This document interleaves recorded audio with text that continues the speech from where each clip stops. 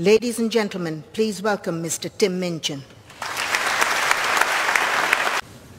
In darker days, I did a corporate gig at a conference for this big company who made and sold accounting software. In a bid, I presume, to inspire their salespeople to greater heights, they'd forked out 12 grand for an inspirational speaker who was this extreme sports guy who had had a couple of his limbs frozen off when he got stuck on a ledge on some mountain. It was weird. Software salespeople, I think, need to hear from someone who has had a long, successful and happy career in software sales, not from an overly optimistic ex-mountaineer. Some poor guy who had arrived in the morning hoping to learn more about sales techniques ended up going home worried about the blood flow to his extremities. It's not inspirational, it's confusing.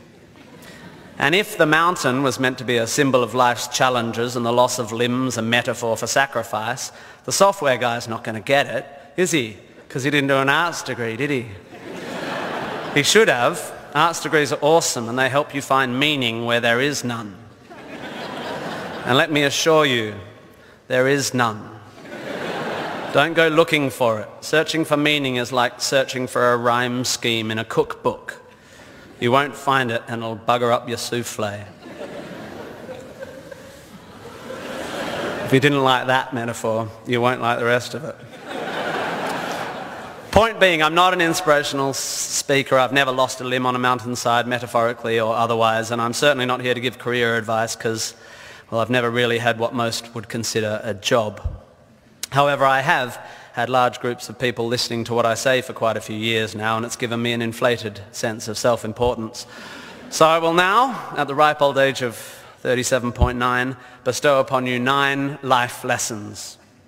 To echo, of course, the 9 lessons of carols of the traditional Christmas service, which is also pretty obscure. You might find some of this stuff inspiring, you'll definitely find some of it boring, and you'll definitely forget all of it within a week. And be warned, there will be lots of hokey similes and obscure aphorisms which start well but end up making no sense. So listen up or you'll get lost, like a blind man clapping in a pharmacy trying to echolocate the contact lens fluid.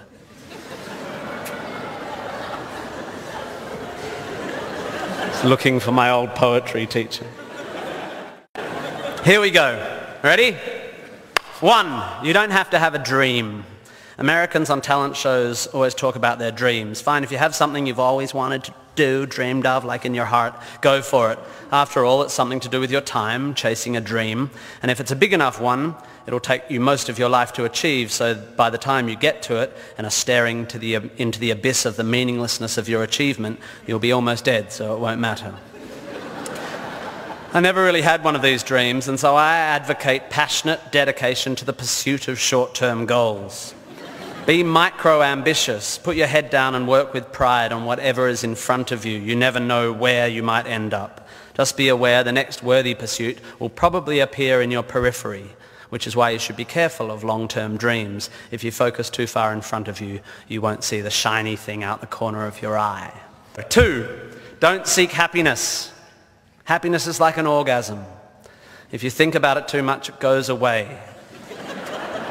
Keep busy and aim to make someone else happy, and you might find you get some as a side effect. We didn't evolve to be constantly content. Contented Homo erectus got eaten before passing on their genes. 3, remember, it's all luck. You are lucky to be here. You are incalculably lucky to be born, and incredibly lucky to be brought up by a nice family that helped you get educated and encouraged you to go to uni. Or if you were born into a horrible family, that's unlucky and you have my sympathy, but you are still lucky. Lucky that you happen to be made of the sort of DNA that went on to make the sort of brain which, when placed in a horrible childhood environment, would make decisions that meant you ended up eventually graduating uni. Well done you for dragging yourself up by your shoelaces, but you were lucky. You didn't create the bit of you that dragged you up. They're not even your shoelaces. Understanding that you can't truly take credit for your successes, nor truly blame others for their failures, will humble you and make you more compassionate. Empathy is intuitive, but is also something you can work on intellectually. 4, exercise.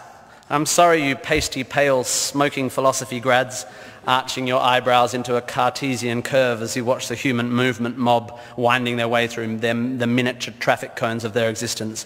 You are wrong and they are right. Well, you're half right. You think, therefore you are, but also you jog, therefore you sleep, therefore you're not overwhelmed by existential angst. You can't be can't, and you don't want to be. Play a sport, do yoga, pump iron, run, whatever, but take care of your body. You're going to need it. Most of you mob are going to live to nearly 100, and even the poorest of you will achieve a level of wealth that most humans throughout history could not have dreamed of.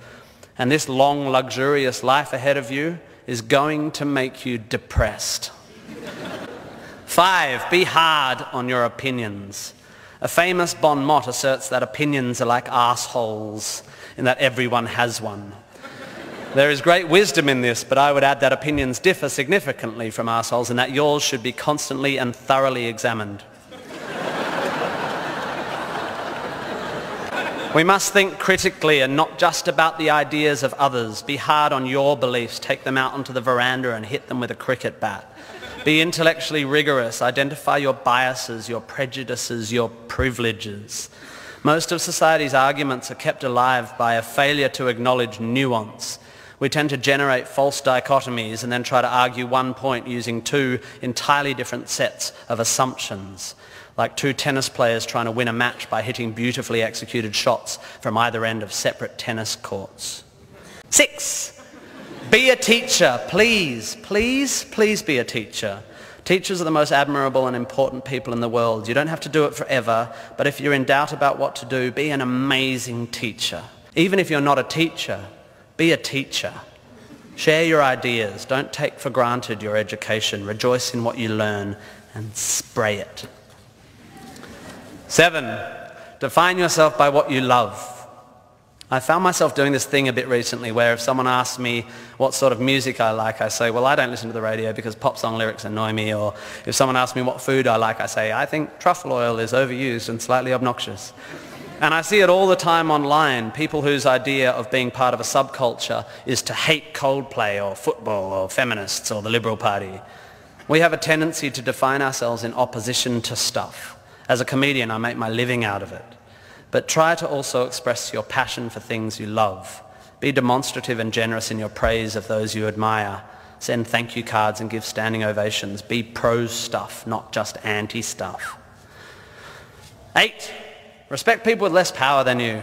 I have in the past made important decisions about people I work with, agents and producers, big decisions based largely on how they treat the wait staff in the restaurants we're having the meeting in.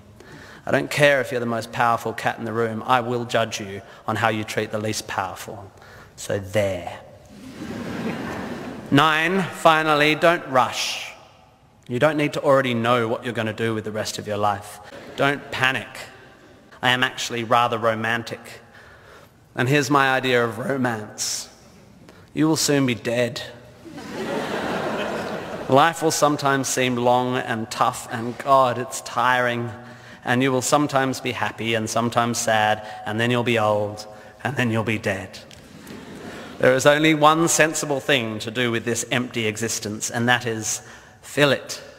And in my opinion, until I change it, life is best filled by learning as much as you can about as much as you can, taking pride in whatever you're doing, having compassion, sharing ideas, running, being enthusiastic. And then there's love and travel and wine and sex and art and kids and giving and mountain climbing, but you know all that stuff already. It's an incredibly exciting thing, this one meaningless life of yours. Good luck, and thank you for indulging me.